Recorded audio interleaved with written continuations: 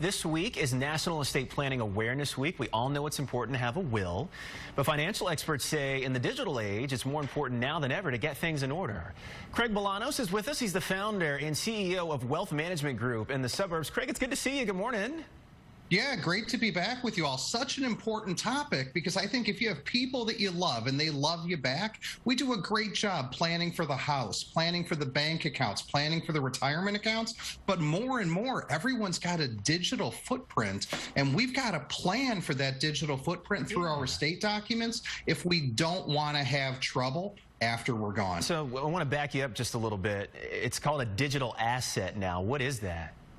Well, digital assets come in so many forms, but let's think of it as this. It's going to be our social media accounts. It's going to be our email. It's going to be all of our terms of usage, our licensing agreements for things that we download in terms of music, in terms of video. And don't forget, so many of our pictures and videos now live online on the device and in the cloud. And if we don't want those to disappear or have our loved ones locked out, those are the types of digital assets that we need to be addressing. All right, so if a loved one passes, why does digital estate planning now matter? Why is it so important?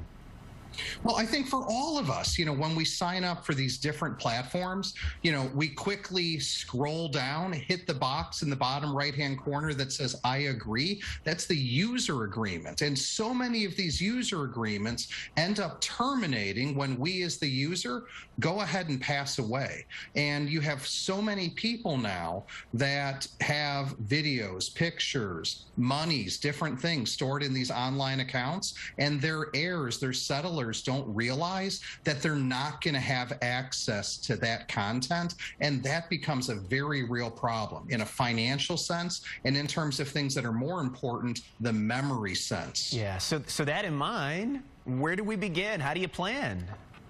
Well, most states have gone ahead and adapted some level of what I call statute, these digital asset statutes, but that's not good enough. Everybody needs to take it upon themselves, be responsible to specifically look at their will, their trust, their powers of attorney, and you need to designate powers to your agent, your executor, your trustee. Basically create a digital executor who's going to be armed with documentation to interact with those service providers where you're gone. That's part number one. And part number two is we've got to create an inventory of where all these digital assets are, because gone are the days of simply checking the mailbox for things that might be of value. That digital footprint, no one knows what exists unless we have an inventory of the assets. So many things that you just don't think about. Craig Bolanos, Wealth Management Group, really good to see you, and thank you for the advice. Appreciate it. Thank you.